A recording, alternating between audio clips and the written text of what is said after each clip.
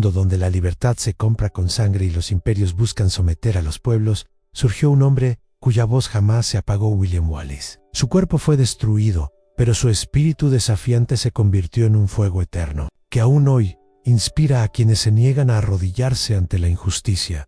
Esta no es solo la historia de un guerrero, es la leyenda de un hombre que murió para que la libertad viviera para siempre. Es el 23 de agosto de 1305 y Londres despierta para presenciar una ejecución que resonará a través de los pasillos de la historia. La multitud crece con cada hora. Comerciantes abandonan sus puestos, nobles descienden de sus cámaras y la gente común llega desde todos los rincones de la ciudad. No vienen por pan ni cerveza, sino por sangre. Han acudido para ver morir a un hombre de la manera más espantosa que su torcida imaginación pueda concebir. A lo lejos se escuchan el crujir de la madera contra la piedra, el trote de los cascos y algo más, algo que revuelve el estómago. Es el sonido de carne arrastrándose sobre los adoquines, dejando un rastro carmesí que guía a los cuervos. La multitud se abre como un mar enfermo, y allí, atado desnudo a una carreta de madera arrastrada por un caballo, aparece William Wallace, el hombre que soñó con una Escocia libre, ahora reducido a un despojo arrastrado al matadero. Su cuerpo es un mapa de la furia inglesa.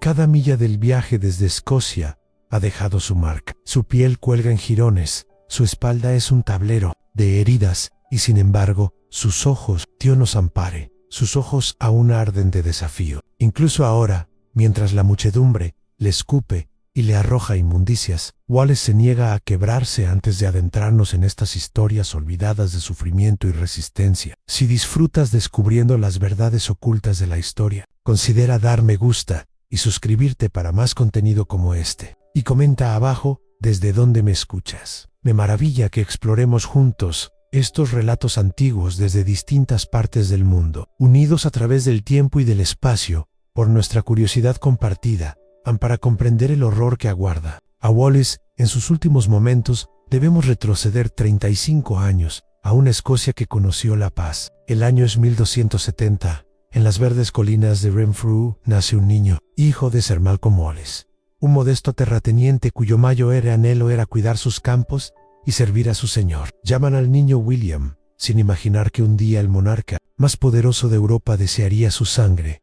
El joven William crece fuerte bajo la sombra de las Highlands, aprende a leer y escribir, privilegio raro en su condición, estudia latín con los monjes y cultiva una mente tan aguda como una espada. Pero es su físico lo que despierta rumores. A los 20 años, Wallace mide casi 2 metros, un gigante con hombros capaces de cargar las esperanzas de una nación y manos lo bastante poderosas para blandir una espada de 1,80 m, con letal destreza. En Escocia, en su juventud, vive una época de prosperidad. El rey Alejandro III gobierna con sabiduría y la tierra florece en mercados repletos, cosechas abundantes, hogares seguros. Pero el destino, cruel como siempre, tiene otros planes. En 1286, en una noche de tormenta, Alejandro cae de un acantilado cerca de Kinghorn. Con su muerte, la edad dorada se desmorona. El trono pasa a Margarita, la doncella de Noruega, una niña de 3 años que jamás ha pisado suelo escocés. Durante 4 años,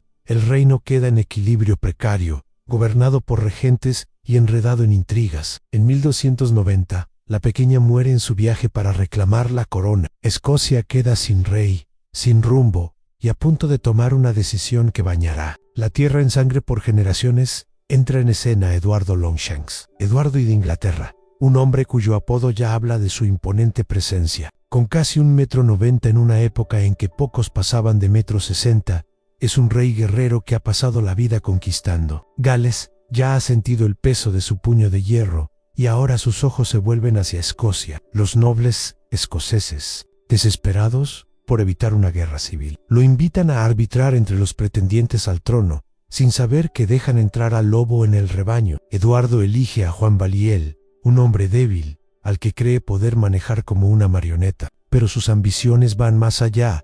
Exige que los nobles escoceses le rindan homenaje, que los juicios se apelen en cortes inglesas y que los caballeros sirvan en sus guerras. Cada exigencia es una soga más apretada alrededor del cuello de Escocia. En 1296, hasta el sumiso Balliol no soporta más. Busca alianzas con Francia y reniega de su vasallaje. La respuesta inglesa es brutal. Los ejércitos cruzan la frontera como una plaga. La primera ciudad en caer, Berwick, se convierte en símbolo. Tel Horra, la masacre es tan absoluta que arde en la memoria de todo escocés. No solo vencen a los defensores, a hombres, mujeres, niños e incluso lactantes mueren bajo el acero inglés. Los cronistas hablan de ríos teñidos de rojo, de cuerpos apilados, de un silencio tan denso que ni los cuervos cantaron. Tisray. 1000 almas perecen en un solo día, culpables solo de nacer al norte de una línea invisible. Esta es la Escocia que forja a William Wallace, el crisol de sangre y fuego que templa su espíritu. Cuando Eduardo despoja a Balliol de su corona, lo humilla en público y reparte las tierras escocesas entre sus secuaces, el joven William observa, con furia contenida, cuando los nobles doblan la rodilla y firman el Ragman Roll, jurando obediencia al invasor. La mandíbula de Wallace se endurece. Algo se rompe dentro de él, la chispa que enciende la rebelión. Surge en mayo de 1297. Los detalles exactos se pierden en el tiempo. Quizá el asesinato de su amada Marian Braidwood, quizá la injusticia acumulada, pero cuando Wallace desenvaina su espada contra William Heselrigg, el sheriff inglés de Lanark, cruza un umbral sin retorno. El asesinato sacude a toda Escocia ocupada. Por fin, un hombre se atreve a derramar sangre inglesa. Por fin, alguien mira al temible ejército de Eduardo y dice: «Ambastan». La respuesta es inmediata. Campesinos y artesanos abandonan sus hogares para unirse a Wallace, pero él no es un simple bandolero. Posee un genio militar y una fe inquebrantable en la libertad. Cuando habla ante la multitud, su voz resuena como una verdad divina. No luchamos por riquezas ni por gloria, sino por la libertad, que ningún hombre bueno pierde sino con la vida. En el otoño de 1297, Wallace enfrenta al poderío inglés en el puente de Stirling. Las probabilidades son aterradoras. Han quizás 6.000 escoceses contra 15.000 ingleses, con la mejor caballería de Europa. Los comandantes ingleses, John de Warren y Hugh de Cressingham, confiados en la victoria, observan desde la otra orilla del río Forth como Wallace y su aliado, Andrew Murray, preparan sus fuerzas en las colinas de Abbey Craig.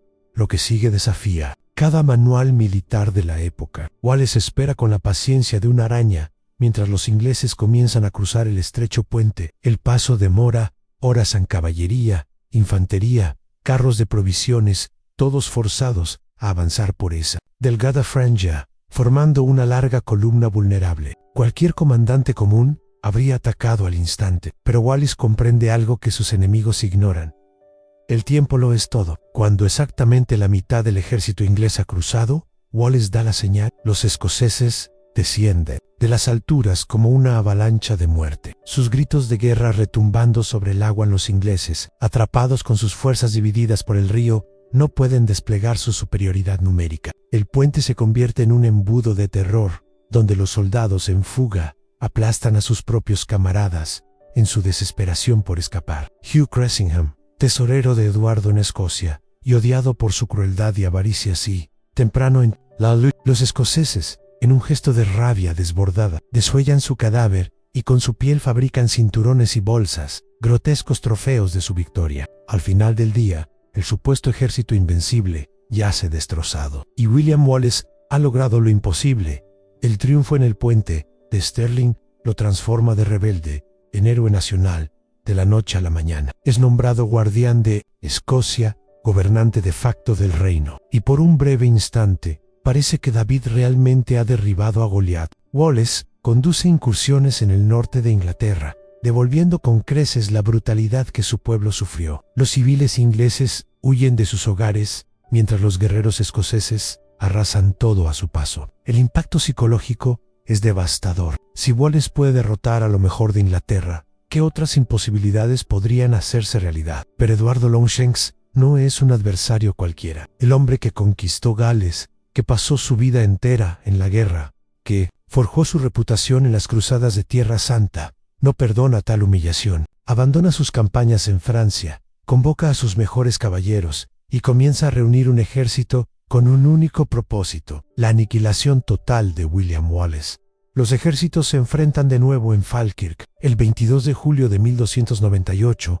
Esta vez, el rey inglés no deja nada al azar. Ha aprendido de Stirling Bridge, ha estudiado las tácticas de su enemigo y concentra una fuerza aplastante. Wallace, pese a su genio militar, no puede obrar milagros. Su ejército, formado en gran parte por lanceros sin experiencia, se enfrenta a la élite de la caballería inglesa, apoyada por arqueros galeses cuyos proyectiles atraviesan la armadura a más de 180 metros. La batalla es una masacre. Los escoceses forman los Schiltrons, densas formaciones de lanzas erizadas como erizos gigantes que resisten las cargas de caballería, pero nada los protege del diluvio de flechas que cae desde el cielo. Los arqueros galeses, apostados con precisión quirúrgica, lanzan miles de proyectiles sobre las filas apiñadas. Hombres caen por centenares, sus gritos ahogados por el estruendo de cascos y acero. Cuando los Schiltrons finalmente ceden, la caballería inglesa irrumpe como agua a través de una presa rota. John de Graham, el más cercano amigo de Wallace, muere luchando hasta el final, su cuerpo atravesado por decenas de heridas. El ejército escocés se desintegra, dejando el campo cubierto de cadáveres. Wallace apenas logra escapar. Sus sueños de independencia sepultados bajo el hierro inglés en Falkirk marca el inicio de su capítulo más oscuro. Forzado a renunciar como guardián, abandonado por nobles que ahora lo consideran un estorbo, se convierte en un hombre sin patria. Algunas fuentes sugieren que viaja a Francia, buscando el apoyo de Felipe IV en su lucha contra Eduardo. Otras lo sitúan en Roma, implorando ante el Papa Bonifacio VIII. Lo cierto es que Wallace se convierte en un fantasma, una leyenda susurrada en las tabernas. Pero invisible, los años pasan, otros levantan la bandera de resistencia. Roberto Bruce, antes colaborador de los ingleses, inicia su propia campaña por la corona. John Comyn, rival de Wallace, hace sus propios pactos con los invasores. La nobleza escocesa, pragmática como siempre, se adapta al nuevo orden. Pero Eduardo no olvida, no puede olvidar. Sabe que en algún lugar se oculta William Wallace, el hombre que lo humilló en Stirling Bridge. Y hasta que no esté muerto, su victoria sigue incompleta. El final llega en agosto de 1305, no en gloriosa batalla, sino en la forma más vil de traición. John Menteith, un caballero escocés vendido por oro inglés, atrae a Wallace a una reunión. Circuit de Glasgow. Quizá le promete apoyo para un nuevo levantamiento, quizá le ofrece información sobre movimientos enemigos. Los detalles importan poco. Lo que importa es que Wallace, agotado tras años de huida, desesperado por una oportunidad de golpear de nuevo, cae en la trampa que le costará todo a. Cuando los soldados ingleses lo rodean, su primer impulso es luchar. Pero está solo, superado en número, y los años de persecución pesan sobre él. El gigante que antaño dominaba los campos de batalla, ahora queda encadenado, convertido en un trofeo destinado a su mayo enemigo. El viaje a Londres es tanto humillación como traslado. Wallace es exhibido en cada ciudad, como una bestia capturada para diversión de las multitudes. Niños lanzan piedras a su jaula, adultos arrojan inmundicias y maldiciones. Cada milla lo aleja más de la tierra por la que luchó y lo acerca al tormento que le espera. Al Eduardo podría haberlo colgado y terminado allí. Una caída rápida, un cuello roto y el mayo héroe escocés silenciado para siempre. Pero no busca una ejecución sencilla. Quiere un espectáculo tan atroz que destruya el espíritu de resistencia por generaciones. Quiere que cada escocés comprenda el precio de desafiar a Inglaterra. En el escenario será Westminster Hall, el gran salón de justicia de Inglaterra, monumento a su poder. Su techo de roble se alza a casi 30 metros, sus muros grabados con símbolos heráldicos de reyes conquistadores. Allí, rodeado por la encarnación física de la autoridad inglesa, Wallace enfrenta a sus acusadores. Los cargos serían risibles si no fueran tan letales. En traición contra Eduardo Ancue, Wallace jamás le juró lealtad. Asesinato y robo, aunque las víctimas eran soldados ocupantes y el botín sostenía la lucha escocesa. Sacrilegio, aunque su único pecado fue negarse a inclinarse ante una falsa autoridad. Cuando se le da la palabra, su respuesta retumba como un trueno: no puedo ser traidor de Eduardo, pues nunca fui su súbdito. No le debo obediencia en él, no es mi rey. Las palabras sellan su destino, aunque estaba decidido de antemano. Los jueces pronuncian la sentencia que lo convertirá de hombre en mártir en ser colgado, destripado y descuartizado. Incluso en la Inglaterra medieval, famosa por su crueldad, Este castigo era la cúspide del horror judicial, reservado solo para traidores y solo para hombres, pues la ley lo consideraba demasiado indecente para mujeres. No se trataba de matar, sino de destruir. El condenado sufriría múltiples muertes, cada una más dolorosa, hasta no quedar más que restos para los cuervos a la mañana del 23 de agosto de 1305 amanece gris y pesada. Londres lleva días palpitando de expectación. Vendedores ofrecen pasteles y cerveza a las multitudes. Nobles se acomodan en los mejores sitios. Niños que deberían estar en clase se abren paso para ver al prisionero famoso. La sed de sangre es palpable, casi material en Westminster Hall. Wallis es desnudado y atado a un rudimentario trineo de madera, usado para arrastrar cargas pesadas. El simbolismo es claro, ya no es un hombre digno sino un fardo. Una cuerda se ata a sus pies y al arnés de un caballo. Cuando el animal avanza, el cuerpo de Wallace inicia su último y terrible recorrido por las calles de Londres. Kate se convierte en un instrumento de tortura en la carne de Wallace.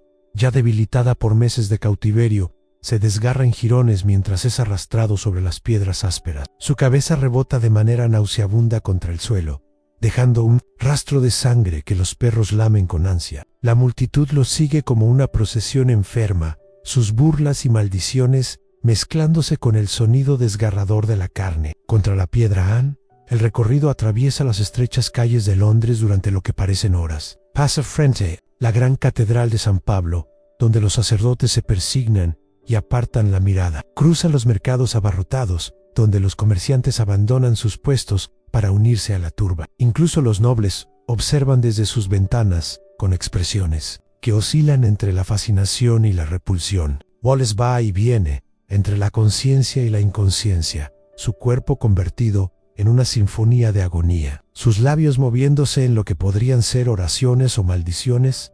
Finalmente, Smithfield, el campo de ejecuciones, se abre ante ellos, como un anfiteatro de muerte, conocido como Los Olmos por los grandes árboles que lo rodean. Ha visto incontables muertes, pero ninguna como esta. En el centro, una plataforma rodeada de rudimentarias barreras de madera sostiene los instrumentos. Telt, cuerdas y poleas cuelgan como el aparejo de un barco infernal. Los braseros arden, sus llamas vibrando con impaciente expectativa. El verdugo, un profesional experto en prolongar el sufrimiento, espera junto a sus herramientas como un artesano, listo para su obra maestra. Su misión no es solo matar a William Wallace, sino crear un espectáculo de dolor que quede grabado en la memoria de todos. A la primera fase comienza de inmediato a la horca. Wallace, apenas consciente tras el suplicio, Tilo Scales, es levantado y colocado bajo el cadalso. Una cuerda áspera, tan gruesa como un pulgar, rodea su cuello con fría eficiencia. El gentío guarda silencio, embriagado por la expectación. Pero no será un ahorcamiento rápido. En lugar de una caída que rompa el cuello, Wallace es izado, lentamente, hasta que sus pies cuelgan a escasos centímetros del suelo. La cuerda se aprieta como una serpiente viva, cerrando su respiración sin arrebatarle la vida. Su cuerpo se convulsiona, luchando por un aire que no llega. Su rostro pasa del morado al azul. Sus ojos estallan de presión. La multitud observa. Con morbosa fascinación en unos, celebran cada espasmo, otros apuestan cuánto tiempo resistirá. Niños, alzados sobre los hombros de sus padres, ríen ante el hombre danzante. Minutos eternos pasan. Cuando la inconsciencia comienza a nublarlo, el verdugo ordena bajarlo. Wallace jadea desesperado, su pecho inflándose como un fuelle, pero no hay descanso. El tormento apenas empieza a la segunda fase. El destripamiento inicia mientras aún lucha por respirar. Cuchillos afilados relucen bajo el sol de la mañana. El verdugo corta con precisión quirúrgica desde el esternón hasta la pelvis, y la sangre inunda la tarima. Wallace abre los ojos, el dolor atravesando la neblina de su mente como un relámpago. Quiere gritar, pero solo emite un silbido sofocado. Su laringe destrozada ya no puede dar voz a su sufrimiento. Atado, arquea el cuerpo, cuando el verdugo hunde las manos en sus entrañas y comienza a sacar sus órganos. Primero, el estómago, que se despliega como una serpiente gris. Luego, los intestinos, brillos viscosos que se desenrollan sin fin. La multitud ruge de júbilo cada vez que un órgano es mostrado y lanzado a las llamas. El hedor de carne quemada se mezcla con el humo acre y el hierro de la sangre. Muchos se cubren la boca, pero nadie aparta la vista. Este espectáculo de poder los domina a todos. La humillación final llega con la castración, un corte certero, y la multitud estalla en un clamor salvaje cuando el trofeo sangriento se eleva, antes de ser arrojado al fuego. El mensaje es claro, así terminan los que desafían al poder inglés. Incredible Man, Wallace aún vive, un cuerpo vacío, sostenido solo por una voluntad indomable. Sus ojos, nublados por el dolor, todavía guardan una chispa de desafío. Ni siquiera ahora se rinde. La phase final, el descuartizamiento, aguarda su último aliento cuando por fin la muerte lo reclama. No llega con rendición, sino con un extraño eco de triunfo. Sus labios se mueven una vez más, una plegaria, una maldición, o quizá el nombre de Escocia. El corazón inmenso se detiene. Entonces, el verdugo completa la obra macabra. Hachas caen con precisión mecánica, separando miembros entre crujidos húmedos. La cabeza, orgullosa e indomable, es alzada en alto antes de ser clavada en un asta. El gentío, al fin saciado, pero el viaje de Wallace no termina ahí. Ya en su cabeza, conservada en alquitrán, se coloca sobre el puente de Londres, la primera de muchas. Sus 4 miembros se envían a Newcastle, Burke, Stirling y Perth como advertencia. Eduardo, piernas largas, cree haber vencido. No solo ha matado al rebelde, sino que lo ha borrado del mundo, pero no comprende la fuerza del martirio. La muerte del cuerpo puede engendrar algo más poderoso que un hombre. A la brutalidad de su ejecución enciende un fuego en los corazones escoceses. Meses después, Roberto de Bruce asesina a su rival John Comyn en una iglesia y se proclama rey. Las guerras de independencia no terminan con Wallace, comienzan de nuevo, más salvajes que nunca. En Loudon Hill, en Bannockburn y en decenas de batallas, su nombre resuena como grito de guerra, sembrando terror en los ingleses. An Eduardo muere en 1307 sin ver a Escocia doblegada. Su hijo, Eduardo II, débil y torpe, deja escapar lo que su padre nunca logró someter. Y en 1320, los nobles escoceses firman la Declaración de Arbroath, una de las proclamaciones más poderosas de independencia jamás escritas. Sus palabras aún resuenan con el mismo espíritu desafiante que William Wallace llevó hasta su último aliento. Mientras al menos un centenar de nosotros permanezca con vida, jamás aceptaremos someternos al dominio inglés. Nuestra lucha no es por gloria, ni por riquezas, ni por honores, sino por la libertad, por aquello que ningún hombre honesto entrega, salvo con la vida misma. William Wallace nunca llegó a haber cumplido su sueño de una Escocia independiente, pero su sacrificio sembró las semillas que con el tiempo florecerían en libertad. Su ejecución, concebida como la más cruel demostración del poder inglés, se convirtió en el catalizador de todo aquello que Eduardo Longshanks temía. Quizá, en el fondo, esa fue la verdadera victoria de Wallace, el hombre que murió en agonía en Smithfield. Su cuerpo destrozado y esparcido al viento, logró con su muerte lo que no pudo en vida, volverse inmortal. No en carne, sino en el espíritu indomable de un pueblo que se negó a inclinarse ante otro señor que no fuese el elegido por ellos mismos. A hoy, más de 7 siglos después de aquella gris mañana en Londres, el nombre de William Wallace aún estremece corazones y acelera los latidos. Su historia ha sido contada y recontada, cada generación encontrando en ella la inspiración necesaria para sus propias batallas. El cuerpo brutalmente destruido regresó hace mucho tiempo al polvo,